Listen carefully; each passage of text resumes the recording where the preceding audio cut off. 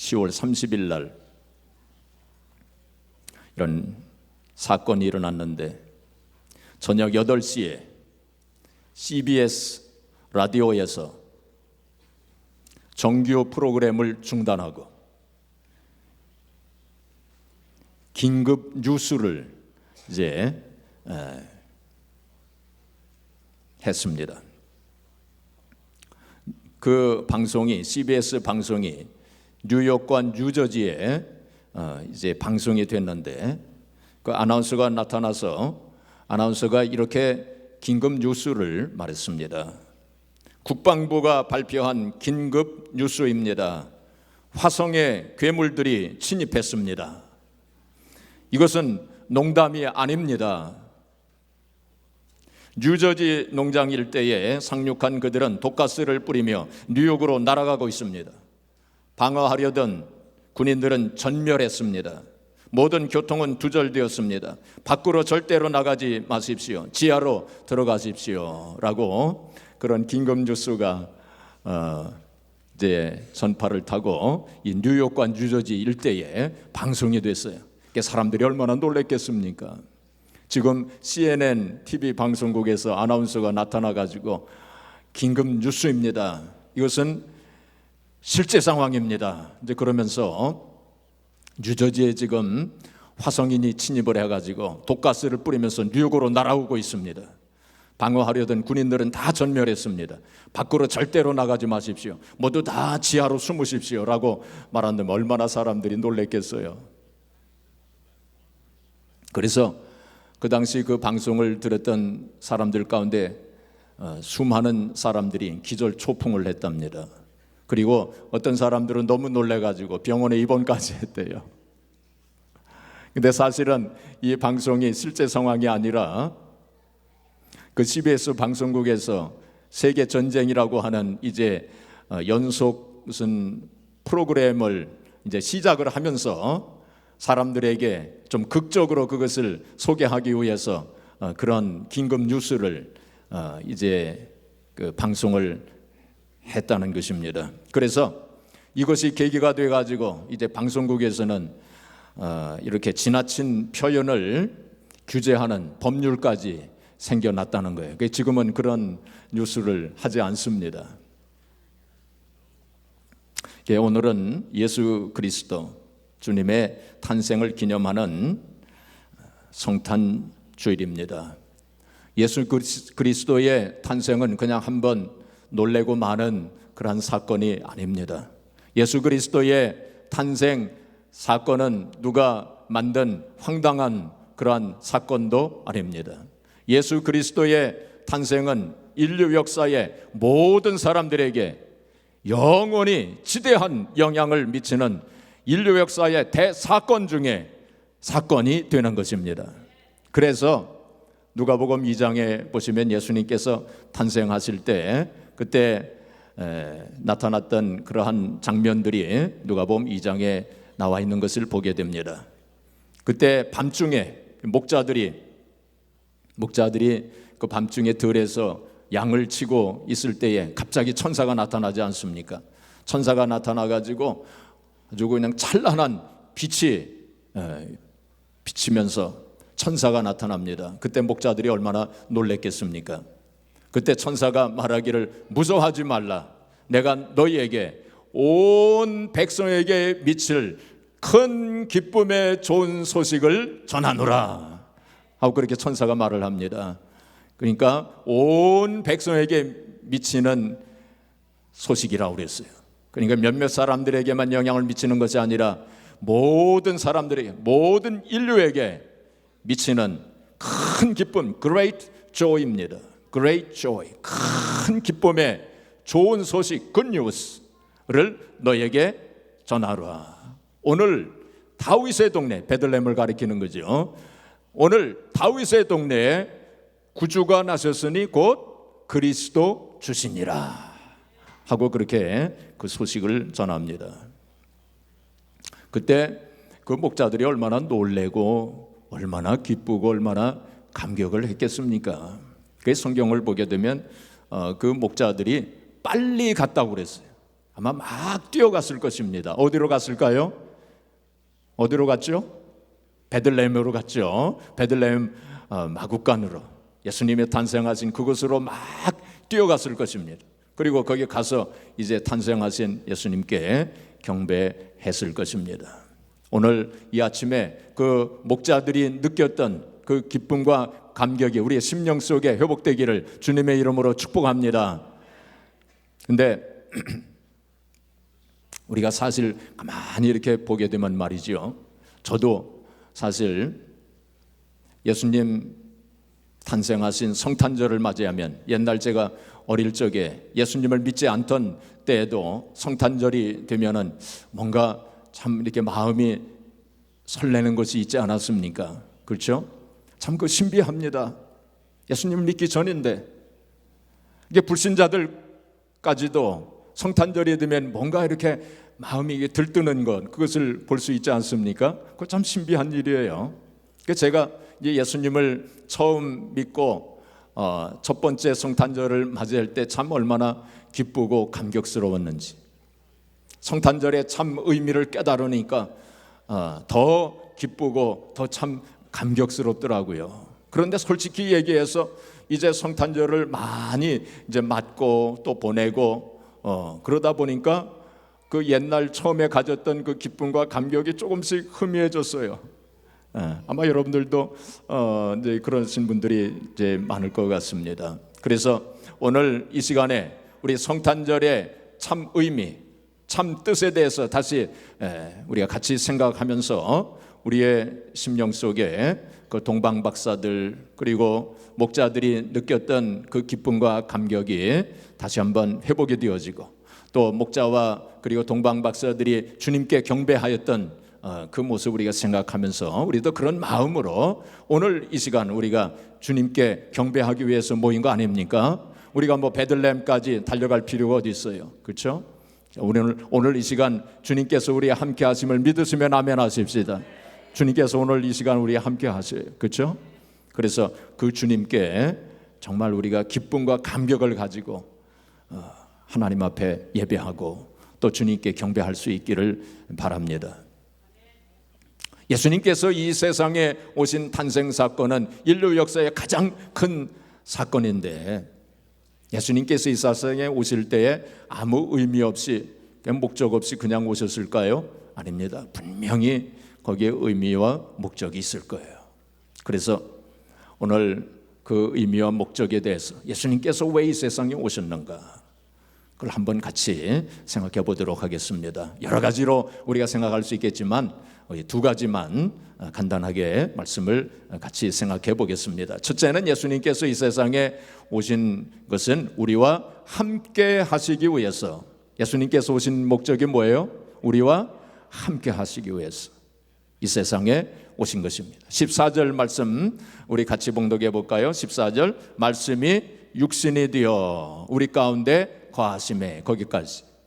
말씀이 육신이 되어, 그게 바로 성육신을 가리키는 거죠. 말씀이 하나님 아닙니까? 하나님이신데 우리 인간의 육신을 입고 오신 것이 바로 성육신, 영어로는 incarnation, 바로 성육신 하신 거죠. 하나님께서 우리 인간을 입고 이 세상에, 너무나도 신비한 거죠. 하나님께서 우리 인간의 육신을 입고 오신 그 사건, 얼마나 참 신비한 것입니까? 그래서 말씀이 육신이 되어 우리 가운데 거하심에, 우리 가운데 거하신다. 이 거하신다고 하는 것은 에스케노센이라고 하는 헬라 말을 썼어요. 에스케노센, 이것은 무슨 뜻이냐면 장막을 치다, 그런 뜻입니다. 장막을 치다. 그 예수님께서 이 세상에 장막을 치고 이 세상에 오신 것, 물론 그 장막은 우리의 인간의 육신을 가리킨다고 볼 수도 있습니다. 이스라엘 백성들이 광야를 지나면서, 광야 40년간을 지나면서 가는 곳마다 장막을 쳤죠. 천막을 쳤죠. 그때 그들이 그냥 자기들 생각대로 아무데나 그냥 장막을 친 게 아닙니다. 하나님께서 지정해 주셨어요. 여기다가 장막을 치거라 하면서 장막을 칠 곳을 정해 주셨어요. 그리고 하나님께서 내가 너희 중에 함께 하리라 하고 그렇게 말씀하셨어요.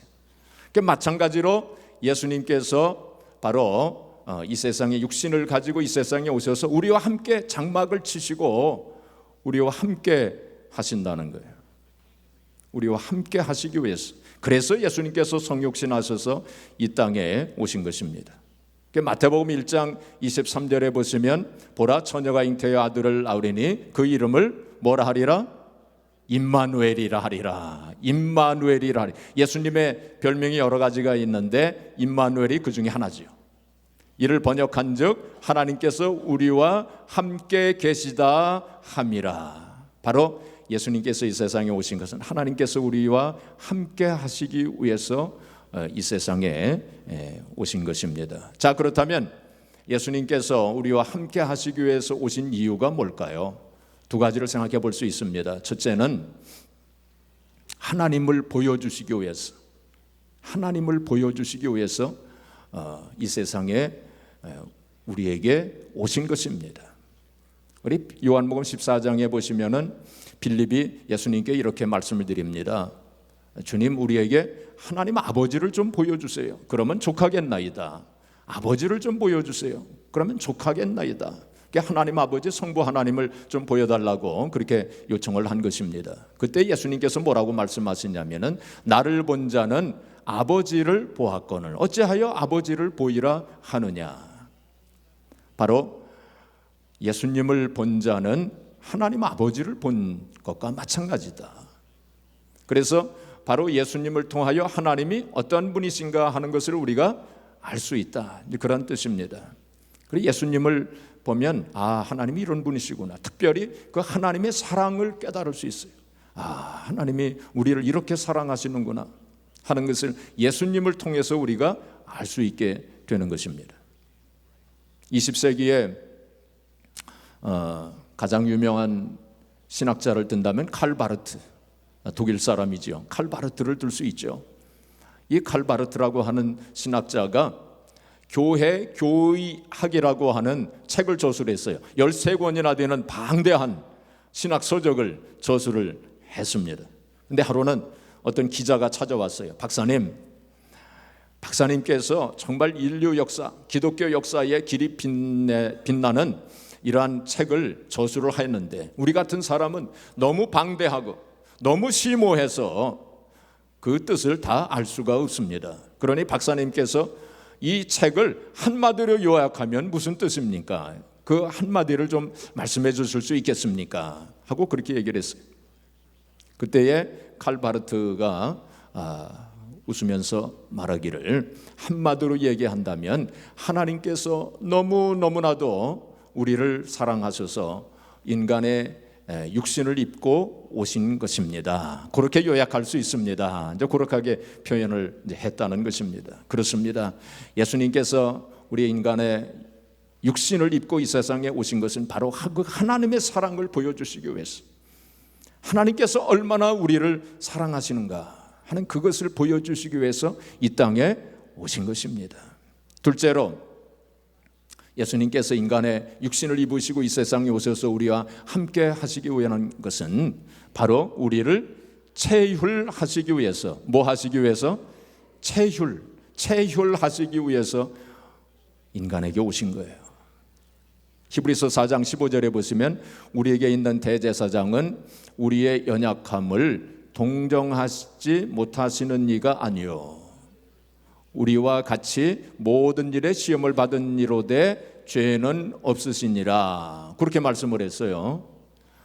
근데 개역성경, 우리가 옛날에 가졌던 성경을 개역성경이라고 하고 지금 우리가 가지고 있는 성경을 개역개정이라고 합니다.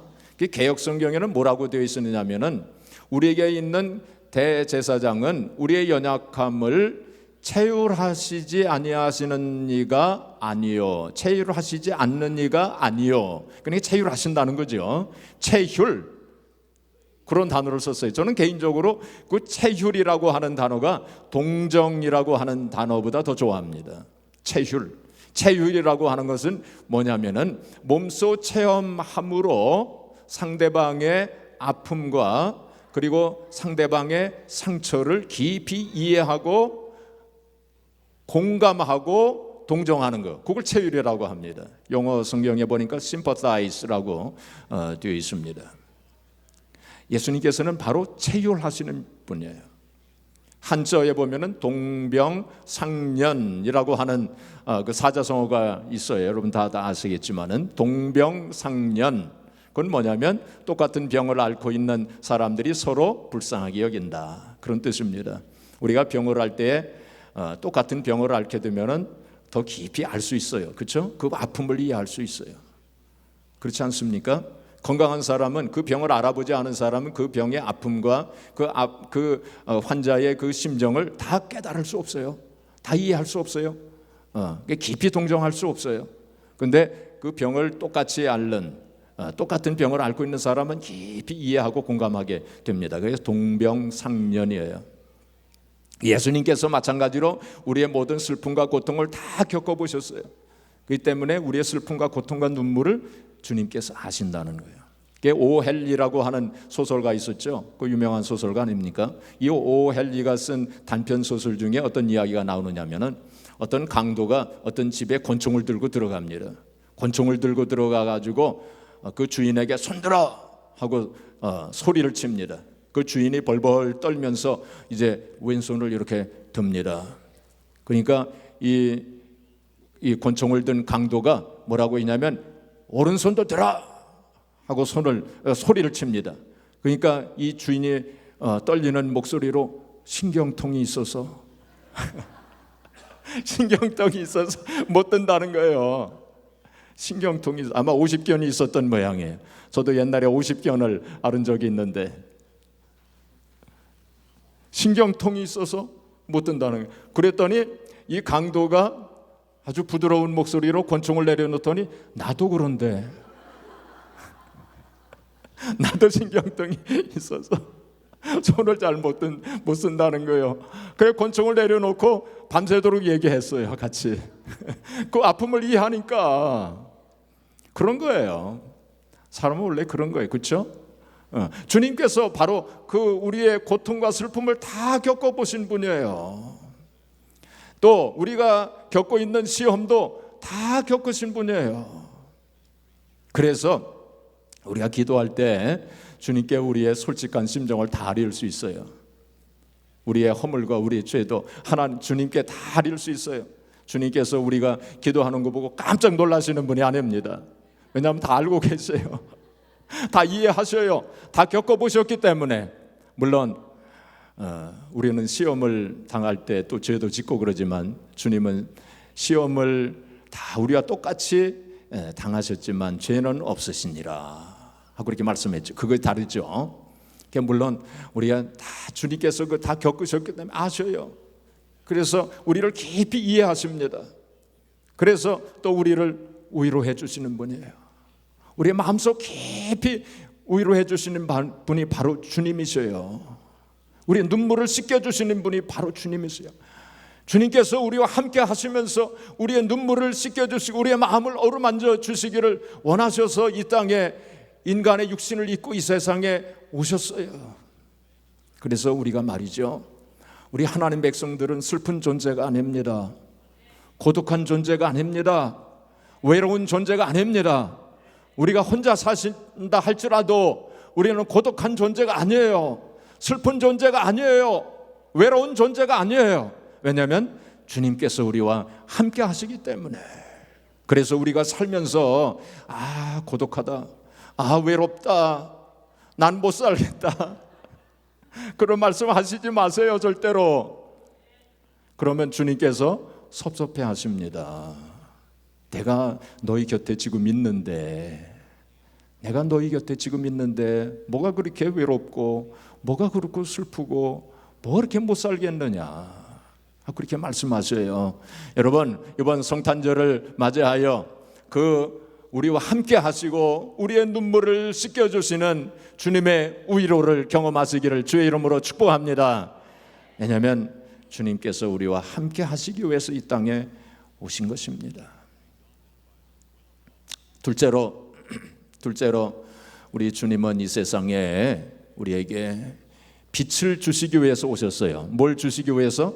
빛을 주시기 위해서 오셨어요. 오늘 여기 말씀 가운데 보시면 9절에 보시면 참빛 곧 세상에 와서 각 사람에게 비추는 빛이 있었나니, 예수님께서 빛이 되셔서 우리에게 오신 것입니다. 사람들은, 우리를 포함해서 사람들은 어둠 속에 있었어요. 어둠 속에. 그래서 에베소서 5장 8절에도 보면 너희가 전에는 어둠이더니 이제는 주 안에서 빛이라, 그렇게 말씀했어요. 우리가 어둠 속에 있었는데 세 가지 어둠 속에 있었습니다. 첫째 어둠은 뭐냐면은 우리가 길을 모르는 어둠이에요. 길을 모르는 어둠. 어느 길로 가야 하는지, 이 길로 가야 되는지 저 길로 가야 되, 이것이 생명으로 인도하는 길인지 아니면 멸망으로 인도하는 길인지 그걸 모르면서 어둠 속에서 그렇게 살았어요. 그 다음에 두 번째 어둠은 진리를 모르는 어둠이었어요. 진리를 모르는 어둠. 인생의 의미가 무엇인지, 인생의 목적이 무엇인지, 우리가 죽으면 어디로 가는지 그 진리를 몰랐어요. 어떤 철학자는 내가 진리를 알면 오늘 죽어도 좋다 하고 그렇게 탄식했는데, 사람들이 진리를 모른 채 어둠 속에서 방황하며 살아가고 있는 사람들이 얼마나 많습니까? 요즘 한국에서 유행하는 말 중에 무엇이 중헌디, 그런 말이 있대요. 무엇이 중헌디? 무엇이 중헌디? 무슨 말인지 아시겠어요? 무엇이 중요한지, 그거를 무엇이 중헌디, 그런데요, 그게 어디서 나온 말인지 그건 제가 잘 모르겠지만 무엇이 중헌디 한번 따라서 해보세요. 무엇이 중헌디? 사람들이 무엇이 중요한지 모르고 살고 있어요. 무엇이 중요한지, 무엇이 더 중요한지, 근본적인 목적이 무엇인지 사람들이 그걸 모르고 진리를 모르고 어둠 속에서 살고 있지 않습니까? 육신의 정의과 안목의 정의, 이생의 자랑을 따라서 헛된 것을 쫓아가면서 사는 사람들이 이 세상에 얼마나 많습니까? 요즘 새벽기도 시간에 전도서를 강의하고 있는데, 솔로몬은 이 세상에 참으로 모든 것을 다 소유해 본 사람 아닙니까? 이 세상에 또 모든 것을 다 누려본 사람 아닙니까? 세상의 즐거움과 세상의 쾌락을 다 누려본 사람이 솔로몬 아닙니까? 근데 그걸 다 누려본 후에 그가 뭐라고 고백을 했습니까? 전도서 1장 2절에 보면 뭐라고 말씀했습니까? 뭐라고 고백했습니까? 헛되고 헛되며 헛되고 헛되니 모든 것이 헛되도다. 5번이나 그렇게 반복을 했어요. 모든 것이 다 헛되구나. 내가 세상의 모든 것을 다 소유해 보았고 모든 것을 다 누려보았지만 다 헛된 것이로다. 하나님 없는 인생은 헛된 것이로다. 그런 뜻입니다.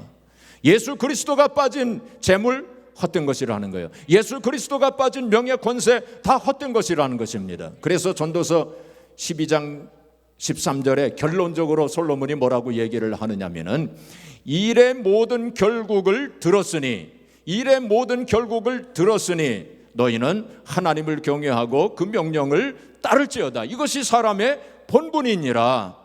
솔로몬이 깨달은 거예요. 솔로몬이 말년에 좀 타락하지 않았습니까? 세상 쾌락에 탐닉을 해가지고 하나님을 떠나고 그랬죠. 나중에 회개하고 돌아와서 이제 쓴 것이 전도서입니다.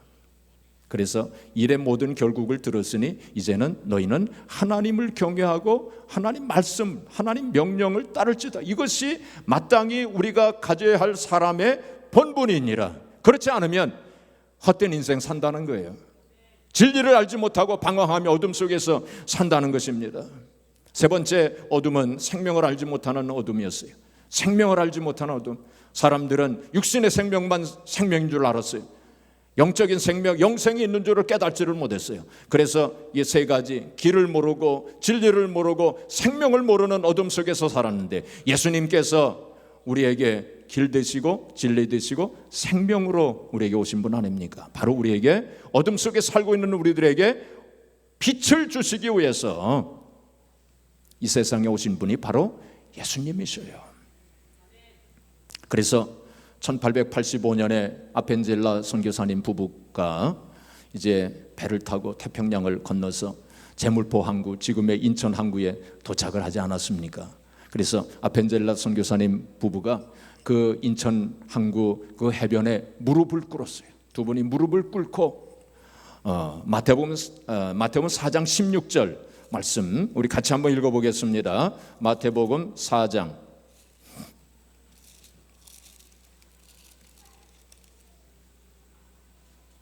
마태복음 4장 16절. 두 분이 이 말씀을 읽고 기도했어요. 이 조선 땅에 온, 그 당시 조선 아니었습니까? 조선 땅에 와서 두 분이 무릎을 꿇고 이 성경을 같이 봉독했어요. 자, 마태복음 4장 16절 우리 같이 봉독하겠습니다. 흑암에 앉은 백성이 큰 빛을 보았고 사망의 땅과 그늘에 앉은 자들에게 빛이 빛이었도다 하였느니라. 그러니까 조선 땅이 지금 얼마나 참 어둠 속에 있었습니까, 그 당시에. 근데 이제 빛 되시는 예수 그리스도를 전하기 위해서 이 땅에 왔노라 하면서 하나님 앞에 기도했습니다. 아프리카의 남부에서 복음을 전하다가 순교한 선교사의 묘비에는 그 지역 원주민들에 의해서 새겨진 다음과 같은 글이 있다고 합니다. 당신이 왔을 때 우리는 어둠 가운데 있었습니다. 그러나 당신이 떠나간 지금 우리는 빛 가운데 있습니다 하고 이렇게 고백을 했어요. 그 선교사님이 바로 빛을 던져주고 간 거예요. 빛 되시는 예수 그리스도를 증거한 것입니다. 유명한 스탠리 존스는 처음 예수님을 만났을 때 태양이 나를 집어삼킨 것 같았다라고 그렇게 고백했어요. 태양이 나를 집어삼킨 것 같았다. 그렇게 아주 극적으로 표현했습니다. 그건 어둠 속에 살고 있었는데 빛 되시는 예수님, 태양과 같은 예수님이 나를 집어삼키는 것처럼 내가 이제는 빛 가운데로 가게 됐다. 이제 그렇게 고백을 한 것입니다. 아펜젤러 선교사님과 함께 같은 배를 타고 조선 땅에 도착했던 언더우드 선교사님도 조선에 도착하여 이제 얼마간 지낸 후에 이런 기도를 드렸어요. 한번 제가 읽어드릴 테니까 한번 깊이 한번 생각을 하시면서 들으시기를 바랍니다. 이 민족의 주여, 지금은 아무것도 보이지 않습니다. 주님, 메마르고 가난한 땅, 나무 한 그루 시원하게 자라오르지 못하고 있는 땅에 저희들은 옮겨와 앉았습니다. 그 넓고 넓은 태평양을 어떻게 건너왔는지 그 사실이 기적입니다. 주께서 붙잡아 뚝 떨어뜨려 놓으신 듯한 이곳, 지금은 아무것도 보이지 않습니다. 보이는 것은 고집스럽게 얼룩진 어둠뿐입니다. 어둠과 가난과 인습에 묶여있는 조선 사람뿐입니다. 그들은 왜 묶여있는지도 고통이라는 것도 모르고 있습니다. 고통인 줄 모르는 자에게 고통을 벗겨주겠다고 하면 의심부터 하고 화부터 냅니다. 조선 남자들의 속셈이 보이지 않습니다. 이 나라 조정의 내심도 보이지 않습니다. 가마를 타고 다니는 여자들을 영영 볼 기회가 없으면 어쩌나 합니다. 조선의 마음이 보이질 않습니다. 그리고 저희가 해야 할 일이 보이지 않습니다. 그러나 주님, 순종하겠습니다. 겸손하게 순종할 때 주께서 일을 시작하시고 그 하시는 일을 우리들의 영적인 눈이 볼 수 있는 날이 있을 줄 믿나이다. 믿음은 바라는 것들의 실상이요 보지 못하는 것들의 증거니라고 하신 말씀을 따라 조선의 믿음의 앞날을 볼 수 있게 될 것을 믿습니다. 지금은 우리가 황무지 위에 맨손으로 서 있는 것 같사오나, 지금은 우리가 서양 귀신 양귀자라고 손가락질 받고 있사오나, 저희들이 우리 영혼과 하나인 것을 깨닫고 하늘나라의 한 백성 한 자녀임을 알고 눈물로 기뻐할 날이 있음을 믿습니다. 지금은 예배드릴 예배당도 없고 학교도 없고 그저 경계와 의심과 멸시와 천대함이 가득한 곳이지만 이곳이 머지않아 은총의 땅이 되리라는 것을 믿습니다. 주여, 오직 제 믿음을 붙잡아 주소서 하고 기도했어요. 이런 분들의 수고와 헌신이 있었기 때문에 조선 땅에 빛이 증거된 거 아닙니까? 이 사람들의 눈물의 기도가 있었기 때문에 우리도 예수님을 믿게 된 거 아닙니까? 그렇죠? 그런데 아직도 이 어둠 속에 살고 있는 사람들이 이 세상에 참으로 많아요. 그렇죠? 이 인류 역사의 최대의 비극은 바로 빛 되시는 예수 그리스도를 알지 못하고 예수님을 배척하고 영접하지 아니하는 것, 이것이 인류 역사의 가장 최대의 비극입니다. 오늘 말씀에도 보시면은 5절에 보시면 빛이 어둠에 빛이 돼 어둠이 깨닫지 못하더라. 예수님이 오셨지만 사람들이 깨닫지 못했더라. 그런 뜻입니다. 또 11절에 보시면 자기 땅에 오매 자기 백성이 영접하지 아니하였다. 그랬습니다. 이것이 인류 최대의 비극입니다. 12절, 우리 12절 같이 또 봉독해 보겠습니다. 영접하는 자 곧 그 이름을 믿는 자들에게는 하나님의 자녀가 되는 권세를 주셨으니. 그러나 우리들은 예수님을 알고 예수님을 믿고 영접함으로 하나님의 자녀가 되는 권세를 누리고 있는 줄로 믿으시기 바랍니다. 하나님 앞에 늘 감사하며 또 하나님 앞에 영광을 돌려 드려야 할 것입니다.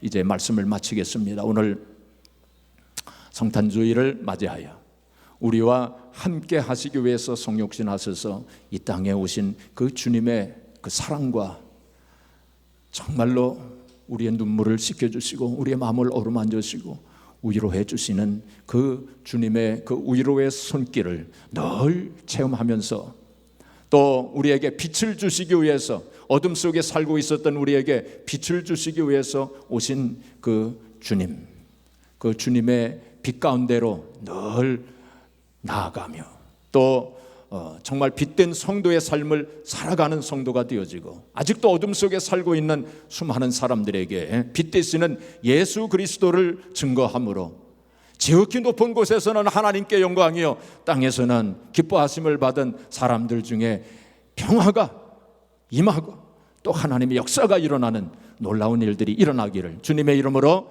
축복합니다.